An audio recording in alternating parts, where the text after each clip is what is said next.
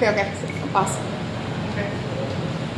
Bang, minta tanggapannya soal kericuan di ruang sidang waktu itu si Rasman itu menyerang Hotman Paris. Seperti apa? Kericuan? Yang bikin ricu nggak bener. Gitu. Apalagi, jadi yang bikin ricu ini nggak bener.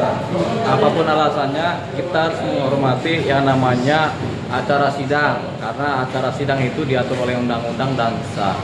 Jadi kalau bikin ricu ya udah nggak bener itu. Tinggal nanti ketua hakim majelis itu yang menentukan apakah orang-orang ini kemudian bisa disanksi atau tidak, atau kalau memang dia terdakwa atau tersangka ya biasanya kan harus sopan di persidangan kan. Kalau nggak sopan ya tentunya nanti hakim ada penilaiannya, majelis ada penilaiannya. Jadi yang bikin kericuan biasanya nggak benar itu.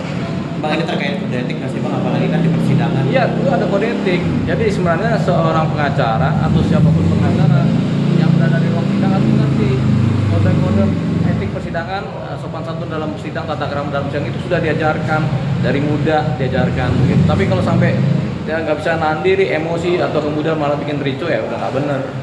Bahasanya sih udah pengacara tapi nggak tahu adab sopan santunnya. Biasanya kayak gini Bang, bakalan dapat sanksi nggak sih? Kalau dia terdakwa bikin ricu, dia berarti nggak sopan di persidangan, dia hukumannya bisa diperberat oleh hakim. Kalau dia pengacara, dia bisa diusir dari sidang atau tidak boleh ikut sidang berikutnya. Itu hakim punya kewenangan untuk menolak pengacara yang mengikuti sidang. Bang, tapi timnya Rasman kemarin sempat diwawancara bilang hal yang dilakukan oleh si Oyowo ini hal yang wajar katanya Bang. Gimana? Nggak ada yang hal yang wajar. Apapun persoalannya, apapun se-ekstrim persoalannya seperti apa, itu dianggap tidak wajar karena mereka pengacara. Pengacara bisa menahan diri, menahan emosi, tahu tata krama, tahu etika beracara di persidangan.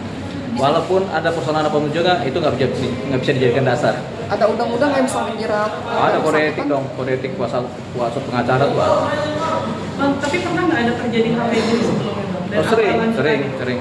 Biasanya yang melakukan ini bukan pengacara, tapi pengunjung sidang atau kerabat dari keluarga korban itu atau keluarga pelaku itu kemudian yang bikin ricu. Tapi ini kan pengacara, jadi kita sebagai pengacara malu hati ya, karena sebenarnya tidak ada aturan-aturan yang kemudian seharusnya dipatuhi tapi kemudian dilanggar oleh si pengacara. Tindakan Rasman ini mempengaruhi nggak sih buat kedepannya Bang, apalagi ini kan disaksikan oleh banyak sekali. Oh iya, tentunya mempengaruhi buat pribadi dia terutama.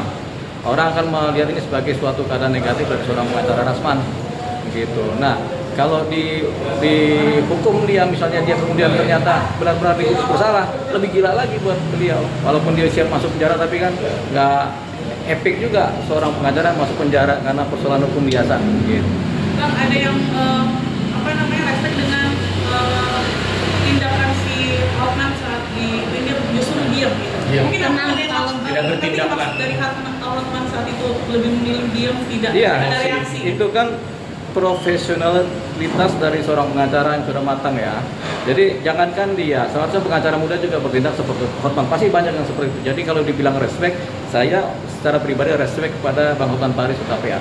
Karena tindakannya menunjukkan dia sudah matang dan profesional sebagai seorang pengacara. Apalagi dia pengacara lama kan, senior kan. Nah, menurut Abang sendiri kan kalau persidangan hakim di luar negeri ya, di Singapura lah misalnya itu, kalau ada yang rusuh online itu langsung bisa dipidanakan ya kan. Kalau di kita nggak bisa kan Bang, kan belum ada hukum. Menurut Abang sendiri gimana sih? Ya, rusuhnya sejauh mana? Kalau rusuhnya bunuh orang di persidangan kan langsung dipidanakan juga, atau rusuhnya mencaci maki orang kena undang-undang pencemaran nama baik kan bisa dipidana juga. Jadi ini rusuhnya sejauh mana kita lihat. Kalau yang kelihatan naik meja itu rusuhnya dia naik meja, yang dirusuhin meja sama persidangan, sama acara sidang yang formal yang seharusnya tidak boleh ada acara pengadilan itu kemudian dipermalukan begitu. Jadi itu nanti ada persoalan sendiri, namanya contempt of court, pelecehan persidangan. Itu ada kondisi-kondisi tersendiri di mana pengacara yang bersangkutan bisa juga dicabut haknya sebagai pengacara. Oleh apa? Oleh siapa? Oleh Mahkamah Agung. Berarti perlu juga ya Bang sebagai efek jerah untuk dicabut gelar pengacara. Harus ada yang mengadu, gitu.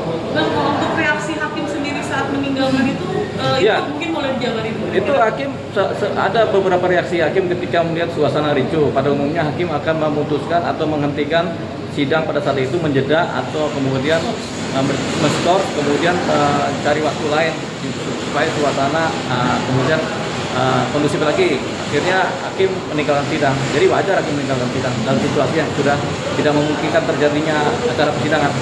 Bang, ini bisa memperberat hukuman Rasman juga nggak sih? Potensi memperberat hukuman, gitu.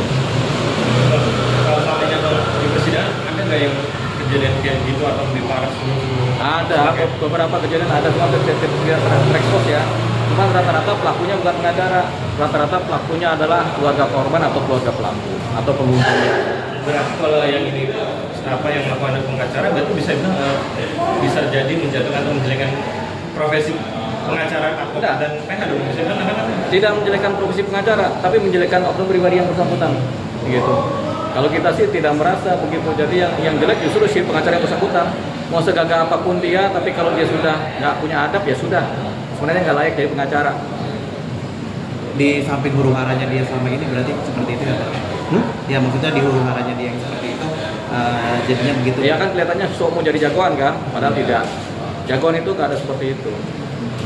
Bang, alasan dari pihak Rasman sendiri katanya kenapa sampai Rasman berani nyamperin Hotman itu karena harusnya sidang itu kan terbuka, tapi Hotman meminta sidang tertutup. Abang sendiri menanggapinya? Begini, ketika hakim memutuskan sidang tertutup, boleh aja. Sidang kan prinsipnya terbuka, tapi ketika hakim memutuskan sidang tertutup, baik oleh pikiran sendiri, oleh hakim maupun oleh permintaan dari salah satu korban, boleh saja, karena ada kepentingan sifatnya memang bisa dipertanggungjawabkan. Nah, ketika jadi sidang tertutup ya udah, nggak ada persoalan sebenarnya. Nah, tapi si seorang Rasman boleh juga meminta supaya sidang terbuka, hukum boleh, tapi semua kan tergantung hakim.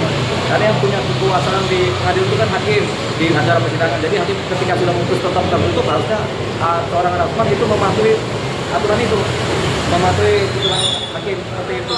Nah, kalau dia nggak patuh ya berarti kan ya kita bisa lihat. Dan kemarin sikap Rasman juga ada part di mana Rasman mengusir polisi saat memenangkan. Ya udah, itulah rentetan daripada ketidaksopanan yang sedang terjadi. Kalau pribadi kenal nggak sih mereka? Sama siapa? Rasman atau si... Loh, kalau kita ngeliat orang-orangnya kan kita tahu. Kalau dia kenal kita, belum tentu kenal. Kita juga belum tentu kenal mereka, kan gitu. Tapi kalau tahu ya kita tahu. Tahu dari mana? Ya tahu dari kalian ya.